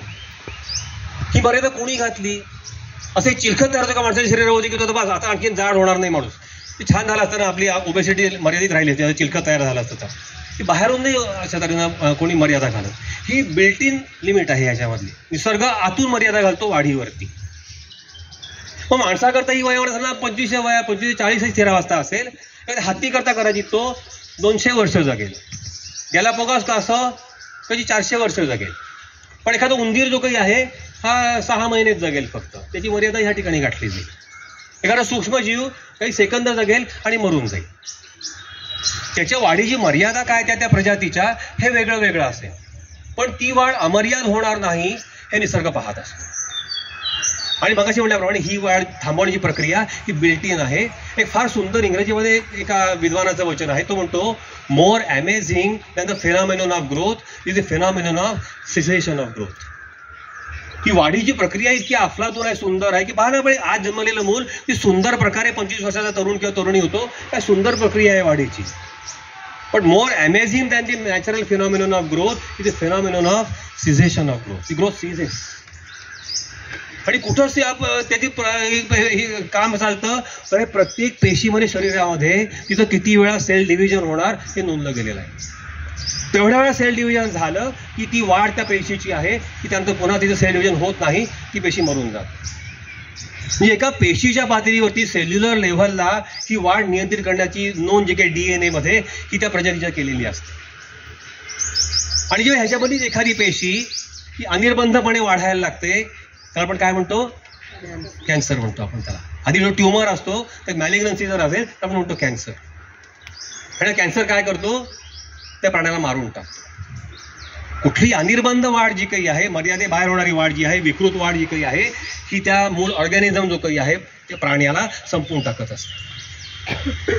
ते लक्षात. आणि त्यामुळे ही अमर्याद वाढ होणार नाही, ही सगळी वाढ मर्यादेमध्ये राहील हे निसर्ग या ठिकाणी पाहत असतो. अमर्याद वाढ ही कॅन्सरच ग्रोथ आहे, निसर्गाला ती मान्य नाही. आणि त्यामुळे ह्या सगळ्या आपण म्हणतो की या मर्यादेमध्ये निसर्ग आपली सगळी कार्यपद्धती जी काही रचना जी काही आहे ही करत असतो. तरी अशा तऱ्हेची निसर्गाची रचना आहे. आणि माणूस ह्या रचनेचा एक भाग आहे. होमो सेपियन्स ही प्रजाती जी काही आहे त्या सगळ्या निसर्गाच्या मर्यादांचं पालन करणारी, त्या चक्रतेवर सहभागी होणारी, स्वतःकडे जास्ती महत्त्व न घेणारी, संतुलन टिकवणारी, अविघटन समपदार्थ तयार न करणारी अशी मूलतः ही प्रजाती इतर प्रजातींसारखी एक प्रजाती होती. ती म्हणजे की इसवी सन 1750 पर्यंत. एक आपण वर्ष आता कायम डोळ्यापुढे ठेवणार आहोत, इसवी सन 1750. काही वर्ष महत्वाचं मी त्याला म्हणतो वॉटर शेड इयर आहे. 1750 पूर्वीची पृथ्वी, 1750 नंतरची पृथ्वी यामध्ये जमीन आसमानाचा फरक आहे. एक वेगळं प्रतिमान आहे आधीचं आणि नंतरचं. काय झालं यावर्षी, वाफ नावाच्या ऊर्जेचा शोध माणसाला लागला. तोपर्यंत माणूस जो काही आहे हा आज आपण हा पूर्ण विषय दुपारी आपण ऊर्जा तंत्रज्ञानामध्ये विचार करणार आहोत. हा सहजपणे उपलब्ध होणाऱ्या ऊर्जा फक्त वापरत होता. आता हा उत्पादन ऊर्जेचं करायला लागला वाफेच्या शोधाबरोबर. पहिल्या पिढीमधली सगळी यंत्र वाफेवर चालणारी होती. मग डिझेल आणि पेट्रोलवरती चालणारी इंटरनल कंबशन इंजिन आली आणि साधारण 1880च्या दरम्यान विजेवरती चालणारी यंत्र आली. आणि त्यामुळे दगडी कोळशाच्या आधारे वाफ, पेट्रोल किंवा डिझेल म्हणजे खनिज तेल आणि आता वीज अनेक प्रकारची, म्हणजे जलविद्युत असेल, औष्णिक विद्युत असेल, अणुवीज असेल, त्या प्रकारच्या अनेक प्रकारच्या विजा आपण वापरतो. सोलार फोटोव्होल्टाईक असेल सध्या. या सगळ्या उत्पादित ऊर्जांच्या आधारे माणसानं आपले उपभोग वाढवायला प्रारंभ केला. माणसाला अधिक काहीतरी हवं होतं. पण अधिक काहीतरी हवा असताना त्याकरता ऊर्जेची गरज होती अधिक, की ह्या प्रतिमानामध्ये 1750 पूर्वी माणसाला अधिक ऊर्जा उपलब्धच नसल्यामुळे जरी मनामध्ये इच्छा असल्या मला अधिक काहीतरी हवा आहे याच्या जी पूर्तता होऊ शकणार नव्हती. मनामध्ये इच्छा खूप आहे, मला हे हवं, मला विमानासारखं हवेतनं उडायचं आहे, मला पाण्याच्या खालनं पोहायचं आहे, मला एवढा मोठं घर बांधायचं आहे, 100 मजली इमारत बांधायची इच्छा असतीलही मनामध्ये माणसाला. त्याची पूर्तता होण्याकरता बेसिकली ऊर्जा आणि ऊर्जेवर चालणारं वेगळ्या प्रकारचं तंत्रज्ञान यांची गरज होती. पण ऊर्जेचा विशिष्ट प्रकारचा पॅटर्न नसल्यामुळे ह्या मनामधल्या सगळ्या ज्या काही आपल्या इच्छा होत्या त्या पूर्तता व्हायची काही शक्यता नव्हती. 1750 वाफेमधली शक्ती माणसाच्या हातामध्ये आल्यानंतर ह्या सगळ्या गोष्टी आपल्या आवाक्यामध्ये आल्या. पण खूप प्रकारे उत्पादन करायला लागलो, खूप प्रकारचे उपभोग आपण घ्यायला लागलो आणि एक वेगळ्या प्रकारची एक निसर्गामधल्या संसाधनांचा आणि ऊर्जांचा वापर करून आपण एक वेगळी प्रतिसृष्टी आपण 1750 नंतर निर्माण केलेली. आणि हे जे आपण हे आहे सध्या आपलं मानवनिर्मित किंवा कृत्रिम अशा तऱ्हेचं हे सगळं आजचं आपलं जगणं जे काही आहे ते असं झालेलं आहे. आणि ही जी आजची रचना तयार झाली आपण म्हणतो industrial urban model of development, हे जे आपलं आजचं आहे औद्योगिक शहरी प्रतिमान विकासाचं, याची वैशिष्ट्ये आपण कशी नोंदणार आहोत समोरच्या बाजूला. तर अगदी सोपं उपाय, आपण 4थी फ मधले विद्यार्थी आहोत आणि मुलांनो विरुद्धार्थी शब्द लिहा. असं आपण म्हणलं की तुम्ही ह्याच्यासमोर काय काय जे लिहाल ती सगळी ह्याची आता वैशिष्ट्य बनलेली आहेत आजच्या आपल्या मानवी रचनेची. निसर्गामध्ये चक्रीयता आहे, माणसाला चक्रीयता मान्य नाहीये. आपली संकल्पना ही आहे ही रेखीय वाढीची आहे, लिनियर ग्रोथ. इथे सायक्लिसिटी आहे, इथे आता आली लिनियरिटी. सातत्यानं होणारी उपभोगामधली वाढ, सातत्यानं होणारी उत्पादनामधली वाढ आणि सातत्यानं होणारी GDP मधली वाढ. पूर्ण पुढच्या व्याख्यानाचा विषयच तो आहे. खोलामध्ये आपण समजून घेणार की सगळं कसं नेमकं चुकीचं चाललेलं आहे. पण निसर्गाच्या चक्रीयेशी अजिबात मेळ न खाणारी सातत्यानं वाढतं उत्पादनाची अशी एक तरी उपभोगाची प्रक्रिया, ही रेखीय वाढीची, ही माणसानं 27 नंतर ऊर्जा तंत्रज्ञानाच्या आधारे तयार केलेली आहे. इथे देवाणघेवाण आहे, इथे फक्त घेवाण आहे. देवाणीचं काय ते मला विचारू नका. मी झाडं फक्त तोडणार, लावायचं काय ते मला विचारू नका. मी पाणी फक्त उपसणार, पाणी पण मरवण्याचं काय ते मला विचारू नका. मी खनिजं फक्त उपसणार, अरे पण ती संपतायत त्याचं काय मला विचारू नका. मी कचरा सगळीकडे फेकणार, पण डिग्रेड व्हायचं काय मला विचारू नका. जे मला हवं आहे ते सगळं निसर्गाकडनं मी घेणार, परत द्यायचा काही विचार नाही. पण शेवटी असं की परत द्यावं लागतं ना, शेवटी फक्त आपल्याला ठेवून शकत नाही आपण. म्हणजे मी परत सगळं जे देतो, या ठिकाणी देवाण जी काही सगळी होते ही होते विषारी पदार्थांची, घातक पदार्थांची, निसर्गाच्या चक्रीते समाविष्ट न होणाऱ्या अविघटनक्षम अशा कचऱ्याची देवाण होते. पण कशी होते? निसर्गाची हानी करणारी होते. सुदृढ देवाणघेवाण नाहीये. घेवाण सगळ्या चांगल्या पदार्थाची, मला जी उपयुक्त आहे ती मी सगळं चांगली हवेचा ऑक्सिजन घेणार, कार्बन डायऑक्साईड सोडून देणार. तो कार्बन डायऑक्साईड हवेमध्ये साठत राहतो आणि ग्लोबल वॉर्मिंग होतं. सल्फर डायऑक्साईड हवेमध्ये सोडतो, तो विषारी वायू म्हणून हवेत राहतो, श्वसनामधनं आत जातो, माझं शरीर विषारी बनतं, सृष्टी विषारी बनते. मग ऍसिड रेन पडायला लागतो, पाण्यात मिसळलं की आम्लयुक्त पाऊस पडायला लागतो. देवाण होते पण ती सगळी विषारी पदार्थांची किंवा घातक पदार्थांची होती. निसर्गामध्ये परस्पर अवलंबन आहे. माणसावरती कुठे अवलंबून राहू शकतो का? ही प्रजाती व बुद्धिमान आहे, काही आपलं भलं करेल, स्वतःचं भलं जिथे करत नाही, वाटोळ करून घेतोय, इतरांचं काय भलं करणार आपण? त्या माणसावरती कुणी अवलंबून राहू शकत नाही. माणूस सगळ्यांवरती अवलंबून आहे बरं का, आपण सगळ्यांवरती अवलंबून आहोत. वनस्पतींनी आपल्याला अन्न दिलं तर आपण जगणार आहोत, त्यांनी प्राणवायू दिला तर आपण जगणार आहोत. पण मी वनस्पतीला जगवीन, वाढवीन हे मी नाही करणार. माणसावरती निसर्ग अवलंबून नाही की माणूस झाडं लावेल, वाढवेल, त्याला पाणी घालेल, हे नाही. हे तर हिरवाई म्हणजे दुर्मिळ काहीतरी उपक्रम आहे. हिरवी आपण झाडं तोडण्याचं फक्त काम करत असतो. संध्याताई खूप छान काम करते देवाणीचं या ठिकाणी. आपण काहीच करत नाही. सगळा माणूस तो ओरबाडतो आहे. आपण सगळ्यांवरती अवलंबून आहोत, आपल्यावरती कोणी अवलंबून राहू शकत नाही. जो माणसावरी विसंबला त्याचा कार्यभाग बुडावा, ही स्थिती आहे सध्या आपली. निसर्गात सगळ्यांना समान महत्व आहे. आजची आपली रचनामध्ये आपण म्हणतो मानव केंद्रीय रचना, होमोसेंट्रिक किंवा अँथ्रोपोसेंट्रिक.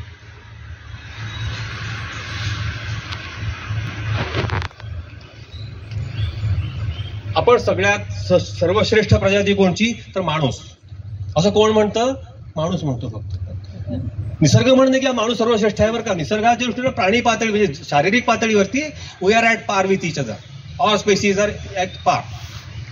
माणसाविषयी बुद्धिमत्ता असल्यामुळे तो म्हणतो की मी सर्वश्रेष्ठ. आणि म्हणून हे सगळं कोणासाठी आहे? तर माझ्यासाठी. झाडं सगळी माझ्यासाठी, अन्न सगळं माझ्यासाठी, पाणी सगळं माझ्यासाठी, सूक्ष्मजीव काय असं मेले तरी हरकत नाही, जमिनीला अन्न मिळेल सगळं माझ्यासाठी. इतरांना काही शिल्लक ठेवणार मी, सगळं मी ओरबाडणार, मी लुटणार, मी खाणार, मी घाण करून टाकणार सगळी. ह्याला आपण म्हणतो मानव केंद्रीय रचना. इथे निसर्ग रचना ह्या पण ह्याला नाव शब्द वापरतात, ते म्हणतात इकोसेंट्रिक. संपूर्ण निसर्ग हाच केंद्रबिंदू, याला कुठल्या विशिष्ट केंद्रबिंदू असं नाही. निसर्ग केंद्रीय व्यवस्था ही निसर्गामध्ये आहे, आपण ती बनवून टाकली, मानव केंद्रीय बनवली, स्वतःकडे अतिरेकी महत्व घेऊन. निसर्गामध्ये संतुलन आहे, आपण फक्त ढळवण्याचा प्रयत्न आणि भरसक प्रयत्न करतो. 1750 आपण करतो काय आहोत? निसर्ग कसा संतुलित राहतो बघतोच मी, कसा काम करतो बघतोच मी. म्हणजे सगळ्या प्रकारच्या व्यवस्था उद्ध्वस्त करून टाकून हे संतुलन ढळवणं एवढं आपण काम करतो. मगाशी म्हणल्याप्रमाणे थोड्या प्रमाणात संतुलन ढळतं नैसर्गिक कारणांमुळे सुद्धा, ती क्षतिपूर्ती करण्याची क्षमता निसर्गामध्ये आहे. पण माणूस एवढ्या मोठ्या प्रमाणात संतुलन ढळवतो आहे, निसर्गाच्या आवाक्याबाहेर गेले. आता हे सगळं संतुलन पुन्हा प्रस्थापित करणं, ते संतुलन सातत्यानं ढळतच आहे. इक्विलिब्रियम जो काही आहे हा ढळतो आहे. निसर्गामध्ये विघटन क्षमता आहे. माणसानं अनेक अविघटनक्षम पदार्थ तयार केलेले आहेत. हा शब्द लिहिल्याबरोबर पहिला शब्द आपल्या मनात कोणता येतो? प्लॅस्टिक. विघटन होत नाही म्हणलं की निसर्गाला बाधा आलीच त्या ठिकाणी. पण प्लॅस्टिक हे एकमेव नाहीये बरं का. सिमेंट आपण वापरतो, ते सिमेंट नॉन डिग्रेडेबल आहे. प्लास्टर ऑफ पॅरिस आपण घराकडे अनेकदा म्हणजे फॉल सिलिंग किंवा अमुक करण्याकरता वापरतो, हे नॉन डिग्रेडेबल आहे. भाजक्या विटा म्हणजे माती म्हणतो की मातीमध्ये मिसळून जाईल, पण ह्याच्या दगड किंवा भाजक्या विटा त्या तिकडे ह्या वापरल्यात त्या कुंडा करता, सेप्टिक टँक करता. आपण जेव्हा माती भाजून त्याची दगड बनवतो, निसर्गाची उलटी प्रक्रिया करतो आपण. निसर्गामध्ये दगडापासून माती बनते, ती सजीव बनते, पण सजीव माती भाजून तर निर्जीव दगड बनवतो. आणि विटा सुद्धा काही 100 वर्ष डिग्रेड होणार. 100 वर्ष काय, काही 1000 वर्ष डिग्रेड होत नाही. मोहनजोदडोमध्ये उत्खनन झालं तेव्हा आम्हाला 5000 वर्षापूर्वीच्या भास्क्या विटा सापडल्या. आपण प्रगतीचा पुरावा मानतो. माझं म्हणणं आपल्या मूर्खपणाचा पुरावा आहे की जी माती उपजाऊ आहे, जी मला अन्न देते, त्यातनं झाडं वाढून, वनस्पती वाढून, ही 5000 वर्षाकरता बाद करून टाकलेली मातीचा पुन्हा दगड बनवलेला आहे. हा डिग्रेड होत नाही. न्यूक्लिअर वेस्ट, आण्विक कचरा जो काही आहे तो लक्षावधी वर्ष लागतात डिग्रेड व्हायला. प्रत्येक अणुवीज केंद्रामध्ये युरेनियम 238 मध्ये एक न्यूट्रॉन गेला, एक द्रव्य बनतो प्लुटोनियम 239. ह्याचा त्याला म्हणतात निम्म होण्या, ते रेडिएशन होत असतं, बाहेर किरणोत्सर्ग बाहेर पडत असतो आणि ते कमी कमी होत असतं. हे निम्म कमी व्हायला लागणारा काळ किती आहे? 25,000 वर्षांचा. 25,000 आज समजा माझ्यापाशी 1 किलोग्राम प्लुटोनियम आहे, हे अर्धा किलोग्राम व्हायला किती वेळ लागेल? 25,000 वर्ष. अर्धा किलो तो पाव किलो व्हायला किती वेळ लागेल? आणखीन 25,000 वर्ष. पाव किलोचा आत्पाव व्हायला किती वेळ लागेल? आणखीन 25,000 वर्ष. ते पूर्ण संपायला किती वर्ष लागतील? तर 10 अर्धायुष्य म्हणजे 2.5 लाख वर्ष लागणार आहे. एका अणुवीज केंद्राचा कार्यकारी काळ असतो 50 ते 60 वर्षांचा. त्या 60 वर्षात त्यानं जी आण्विक कचरा तयार केला, तर डिग्रेड व्हायला किती काळ लागणार आहे? 2.5 लाख वर्ष. काय कल्पनेत आहे आपल्या 2.5 लाख वर्ष म्हणजे किती? तयार करून ठेवलं. डिग्रेड होतच नाही ऑलमोस्ट ते पदार्थ सगळे. पण सगळे साचून राहतात. साचून राहिले, चक्रीयतेला बाधा आली. चक्रीयतेला बाधा आली, संतुलन ढळलं निसर्गाचं. अशा प्रकारे सगळी आपण निसर्गाचं संतुलन ढळवणारी आणि त्याच्या व्यवस्थेत बाधा आणणारी अशी सगळी कामं सध्या करतो. निसर्गात विकेंद्रीकरण आहे. मग अशा वेळेला आजची सगळी व्यवस्था आपली ही केंद्रीकरणावरती आधारलेली आहे, सेंट्रलायझेशन. वाफेचा शोध लागल्याबरोबर उद्योगांचं केंद्रीकरण सुरू. जे उद्योग विकेंद्रित होते, ग्रामोद्योग होते, कुटीर उद्योग होते, हे सगळे संपले. उद्योगांचं केंद्रीकरण सुरू झालं आणि उद्योगांना मग कच्चा माल पुरवायचा सगळीकडून आणून, ऊर्जा पुरवायच्या, पाणी पुरवायचं, माणसं पुरवायची. उद्योगांच्या केंद्रीकरणावर झालं लोकसंख्येचं केंद्रीकरण, तर आपण म्हणतो शहरीकरण. तर इंडस्ट्रियलायझेशन आणि अर्बनायझेशन या सगळ्याच्या केंद्रीकरणाची मूळ प्रक्रिया. म्हणून अर्बनायझेशन या दोन्ही मधनं पुन्हा समस्या सगळ्या वाढल्या. इथे पाणी पुरवायचं म्हणजे समस्या, आणि तेवढी मोठी समस्या आहे सांडपाणी कुठं नेऊन सोडायचं दुसरी समस्या. त्यांना अन्न पुरवायचं ही पहिली समस्या, आणि अन्नाचा जो कचरा तयार झाला शौचालयामधला हा कुठे नेऊन टाकायचा ही दुसरी समस्या. हे म्हणजे समस्या पण वाढ होतो. आपल्यापाशी ऊर्जा आहेत. केंद्रीकरण आज आपण जे केलं ऊर्जेच्या आधारे, पण ऊर्जा वापरतो कशा? ते स्रोत संपवून वापरतो. पेट्रोलियम ते संपत चाललं, दगडी कोळसा संपत चालला, युरेनियम संपत चाललं, आणि दुसरीकडे कचरा आणि प्रदूषण वाढत चाललं. अशा प्रकारे ऊर्जेचा वापर करून आपण केंद्रीकरणांना समस्याच वाढवतो. पण आपण व्यवस्था चालवू शकतो आहोत, पण समस्या आपण सातत्यानं वाढवत नेऊन समस्या आपण ही व्यवस्था चालवतो.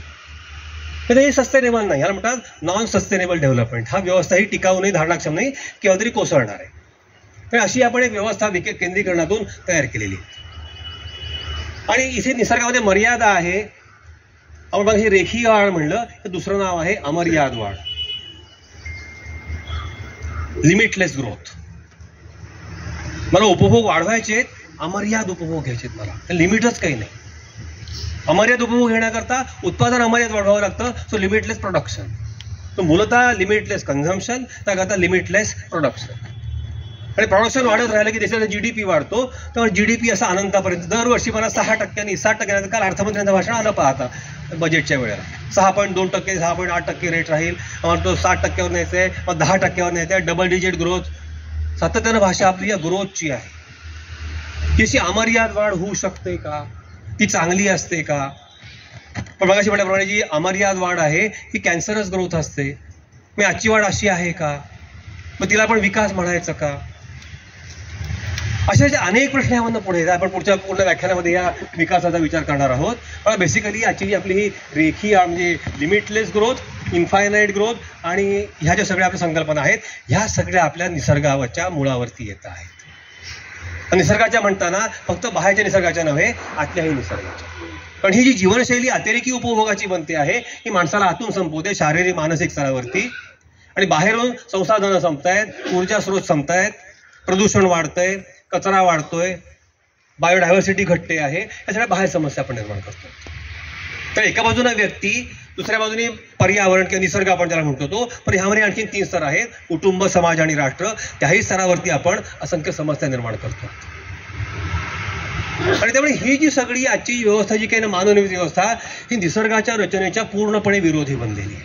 ही उद्योग लाल अक्षरामध्ये लिहिली. प्रत्येक गोष्ट धोकादायक आहे याच्यामध्ये. आणि निसर्गायन याचा अर्थ आपल्याला ह्या व्यवस्थेकडून पुन्हा ह्या व्यवस्थेकडे जायचं आहे. तर आणि तरच आपलं जीवन शक्य आहे की इतर पृथ्वीचं संतुलन जे काही आहे हे टिकून राहणार आहे, निसर्ग चांगला राहणार आहे. आणि निसर्ग जगला तर आपण जगणार आहोत हे आपण कधीही विसरता कामा नये. त्यामुळे निसर्गाला जगवणं, ह्या रचनेमध्ये स्वतःला समाविष्ट करून घेणं, ही रचना मला हवी तशी वाकवायची नाहीये. मी नम्रपणा स्वतःकडे घेऊन ह्या मानवकेंद्री विचाराकडनं निसर्ग केंद्री विचाराकडे जाणं, सगळ्या प्रजातींचं हित मला पाहायचं आहे. ही व्यवस्था नीट काम करते हे मला पाहिजे. माझ्या बुद्धिमत्तेचा उपयोग ही व्यवस्था उद्ध्वस्त करण्याकरता नाही करायचा आहे. तर ही व्यवस्था चालू कशी राहील, समजा बिघडत असेल काही कारणामुळे तर मी ती आधी दुरुस्त कशी करू शकेन ह्याकरता आपली बुद्धी वापरायची आहे माणसाला. आणि त्यामुळे संपूर्ण जीवनच ह्या एका रचनेकडून ह्या रचनेकडे येणं, आपण म्हणणार आहोत निसर्गाकडे जाणं म्हणजे फक्त पक्षी पाहायला जाणं आणि फुलं पाहायला जाणं आणि समुद्रात आणि हिमालयात जाणं नव्हे. आपली संपूर्ण विचाराची दिशा, जगण्याची दिशा ही इकडून इकडे येणं, आपण म्हणणार आहोत निसर्गायन, निसर्गाकडे जाणं. ह्यातला वैचारिक जो भाग आहे की सगळं का चुकीचं घडतंय आपण आज दिवसभर पाहणार आहोत.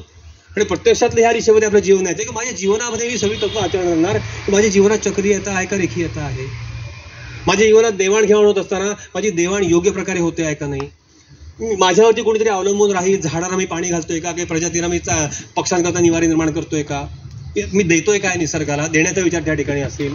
हे समान महत्व स्वतःकडे मी घेतोय ना, मी अधिक स्वतः महत्व स्वतःकडे माणूस म्हणून घेत नाही ना. प्रत्येक क्षणी आपण जो काही उपभोग घेतो, जो काही आचरण करतो, तर प्रत्येक वेळी हा विचार करायचा आहे की मी ह्या रचनेचा भाग बनतो आहे ना. आणि ह्या करता हे निसर्गायन हे आपल्याला ह्या तऱ्हेनं करून घ्यायचे. आणि शिबिरामध्ये आपण हा वैचारिक स्तरावरती एक्सरसाइज सगळा दिवसभरात करणार. कळला मुद्दा जो काही आहे तो पर्यावरण वैशिष्ट्य ठेवायचं. आपण म्हटल्याप्रमाणे समस्या आपण फार खोलामध्ये गेलो नाही, पण ही रचना जी आहे ना ही समस्या निर्माण करणारी रचना आहे. दिस इज बाउंड टू फेल. ही अशी विकास जो गेला पण हा डेव्हलपमेंट आपण म्हणले आजच्या परिभाषेमध्ये, तर हा डेव्हलपमेंट ही नॉन सस्टेनेबल, टिकाऊ विकास नाही, धारणाक्षम विकास नाही, हा कोसळणार आहे केव्हा ना केव्हा. जर कुठली व्यवस्था हजारो नव्हे लाखो वर्ष टिकून राहायला हवी असेल तर तिची मुदत हीच असणार.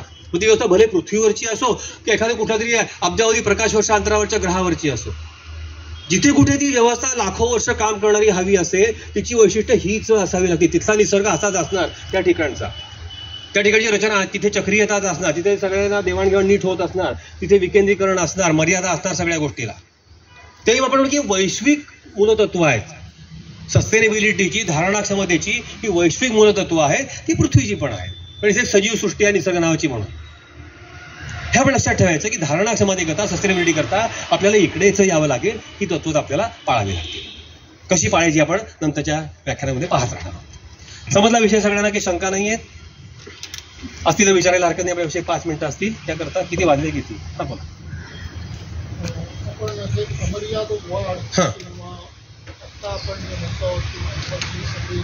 हां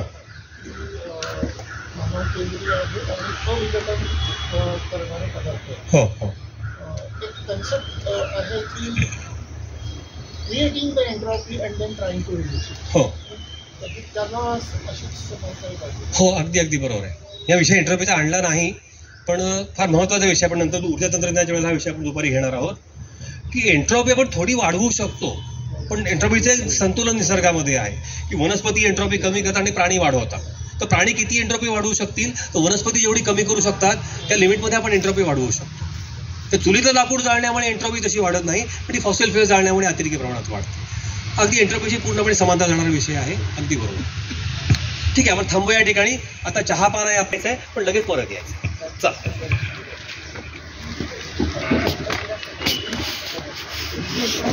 इथे आमची काही पुस्तकं ठेवलेली आहेत, आपण केव्हाही घेऊ शकता रिकामा वेळेत.